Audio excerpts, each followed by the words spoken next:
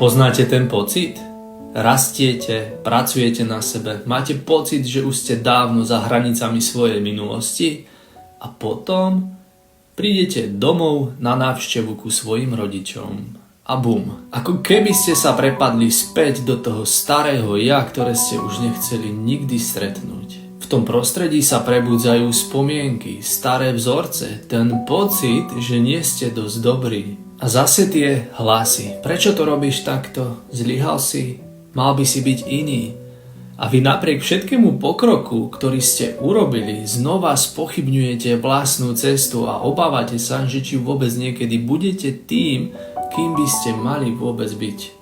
Toto nie je žiadna prehra, nie je to krok späť, je to výzva, je to možnosť postaviť sa všetkým tým starým príbehom, ktoré už nechcete ďalej žiť. Možno vás to prostredie skúša, ale práve tým vás život učí vybrať si samých seba.